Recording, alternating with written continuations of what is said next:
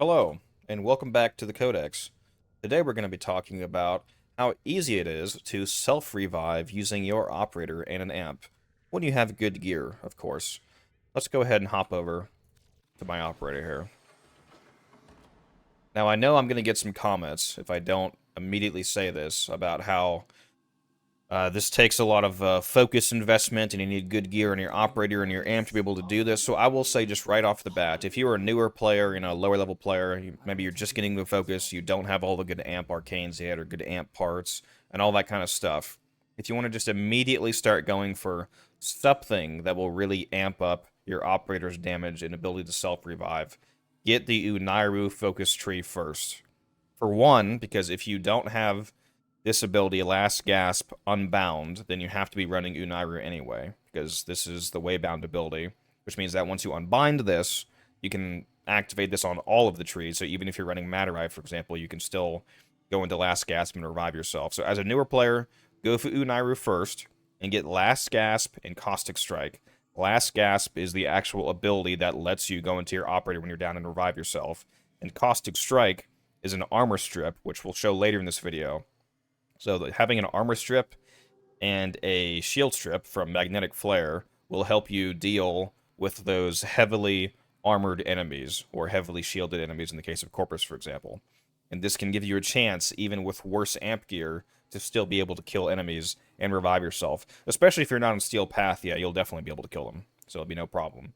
Now, with that out of the way, let's talk about the more full setup, which still does involve Unairu. So as you can see here, Last Gasp is an ability that lets you go into your operator, and if you get enough kills, you can res yourself. I will point out that while it does say you have to kill 3 enemies in 15 seconds to revive yourself, if you just kill one Xmas enemy, that gets you up just from that Xmas kill. So if there's an Xmas near you that you know you can kill, just kill that one Xmas, and you're back up. You definitely want to get Vengeance too, which is the other Unairu Waybound. It gives you additional damage while you're in Last Gasp, the longer that you're in it. So the closer that you get to dying, basically, the more damage that you do. It's like a Barbarian's Rage. Again, Caustic Strike and Magnetic Flare. This is a shield and an armor strip. So if you're actually running Unairu, those are very good, especially Caustic Strike. When you're fighting super high-level Grineer, for example, taking off all that armor is a huge damage increase. Now let's go take a look at Matarai here, which is the school that I typically run. Basically everything in Matarai is a damage bonus. There's only 2 things in this tree that don't affect your ability to self-res, and that's Chain Sling and Sling Strength. Every other buff here is some kind of damage buff. Phoenix Talons is a generic operator damage increase. Inner Gaze and Eternal Gaze give you energy, like your amp energy increase and energy regen on your amp. Power Transfer gives you critical damage. When you go into your operator, that's obviously a huge damage buff. Void Strike is the main ability on this tree. This is the one that you want to go for right away. This gives you up to a 1000% damage bonus when you pop this, because it gives you 10% damage for every point of your operator energy it consumes, which means that you can get 1000% energy if you pop this at max energy. And then Void Fuel gives you amp weapon efficiency while you're in Void Strike, so you can shoot more once you have Void Strike up. So you both do way more damage and you can shoot more, so that's a great combination. Contamination Wave is the other primary ability along with Void Strike. This is the second ability. You can contaminate enemies with Void Energy, which makes them more vulnerable to operator damage. And then Distill Contamination is effectively just a buff to that ability. Now let's go look at the arcanes here on the Amp and Operator. So the Amp arcanes that I typically use is Eternal Onslaught, which is on Operator energy depleted. You get 180% amp critical damage for 8 seconds. So this is huge. This is amazing. This makes you, at least on the 747 amp that I'm currently using, which 747 means the Clamora Prism, the Certus Brace, and the Pod Scaffold. Makes you orange crit. And then I use Virtuous Strike, which is upon getting critical hits, which is going to be basically all of your hits. You have a chance to get 80% more crit damage. Of course, that's a nice bonus. Now, those are the amp arcanes, but the operator arcanes matter a lot too, and you can even get more damage from operator arcanes in the form of Magus Melt. This makes it so that upon doing Void Slings, you get 30% extra heat damage per sling, up to 7 slings, which is 230% heat damage. Now, this is not like the arcanes that convert a portion of your damage. This is like a mod. This is extra heat damage on top of whatever damage you're already doing. So this is a huge damage increase, especially for things like killing Void Angels, for example. And then Magus Lockdown is just for CC, which this is especially great when you're actually down and in your operator trying to revive. You can do a sling and you can crowd control all the people around you by dropping those lockdown tethers. So that's excellent. So let's go ahead and go into a real mission here. And I will show you how good that is. And actually, as an example of a different setup, if you specifically just care about self-reviving as the use case for your amp and operator, and don't care about having set up for things like Eidolons or the Void Angels or whatnot, a really good combination you can actually switch to instead, especially as a newer player, if you're using Unairu, the actual Unairu tree itself, instead of having all those abilities unbound, you can switch to Eternal Eradicate, which makes it so that on operator ability you get 60% more damage for amps, which would be good because you won't have Void Strike if you're using Unairu. And then switch Virtuos Strike to Virtuos Trojan, which converts 98% of your amp's damage into viral damage. So if you think about it, when you're using Unairu, that means that you throw out a Caustic Strike to take all the enemy's armor off.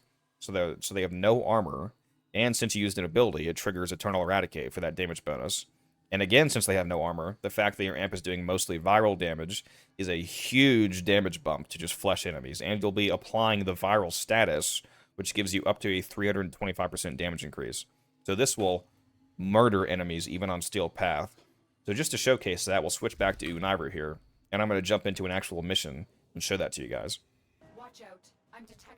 Here we are in Akuba Survival. Thankfully, there was actually a Requiem Fisher version that's available, which means that the enemies are even higher level. They're going to be around level 160 to 170. And again, this is on Steel Path.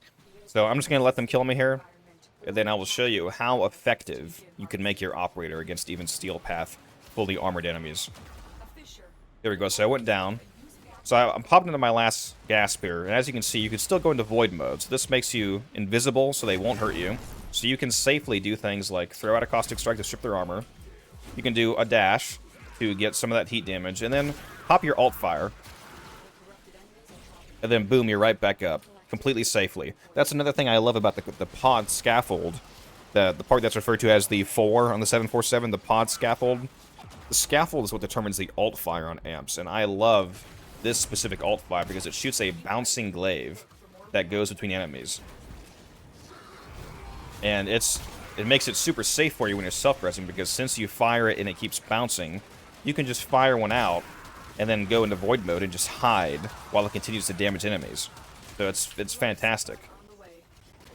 And as you can see, I'm doing viral procs and viral damage to these enemies, which, because they're armorless, is a huge amount of damage. And again, like this guy right here, he's at level 160 Grineer on Steel Path, and he just gets absolutely evaporated. Especially if I pop Magic Smell here and get some heat damage. I mean, look at how much damage a single bounce does. If I just really focus on him, yeah, the damage is fantastic. So I'm just going to let them down me one more time, just to really, prove the point here. There we go, I'm down again. Gonna go into void mode to be safe. Pop some Caustic Strikes, which throwing those doesn't even make you visible, which is amazing. And then pop some of the glaive shots here and go right back into void mode. And it just keeps bouncing around, and then boom, eventually kills 3 guys. And right back up. It's amazing. Let's go ahead and hop back to the orbiter here, alright? Alright, so here we are back at the orbiter. Got my operator loadout. One last thing I want to show, just because I love you guys, my wonderful viewers. This isn't necessarily part of the theme of the video, but I also want to show you, once you get your operator to this point, have a good amp, you have good passives and whatnot, how easy it is to do something like killing a Steel Path Void Angel. So let's go back to my typical loadout here, which is Eternal Onslaught and Virtuos Strike for that crit chance and crit damage. And we'll keep that Magus Melt on, of course. And then go back to the Unairu Focus School, because you definitely want that Void Strike for killing Void Angels.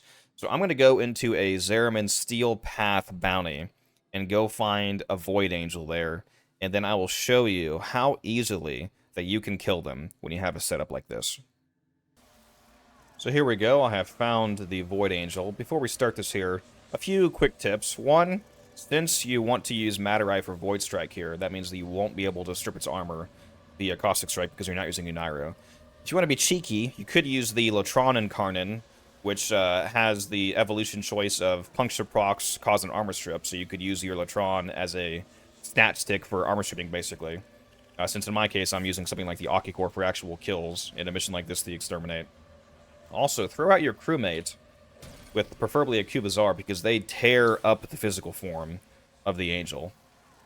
And lastly, once you summon the Angel, open up and close Nightwave quickly, because opening up Nightwave will cause the Cavalero dialogue to be skipped, and the Angel will wake straight up rather than having to wait this usable duration for it. And as you can see, I took off its armor with Latron, and then my crewmate just completely eradicated it. Speaking of eradicating, let's go ahead and pop Void Strike here, and do exactly that to this Void Angel. As you can see, killed it so fast, it wasn't even able to summon its globes. Now we'll get a second phase here. Thank you for one-shotting crewmate. Man, do I love crewmates. Should really do a video on them. So now Void Strike is on cooldown. So go ahead and do 7 dashes to fully charge up that Magus Melt for that extra heat damage.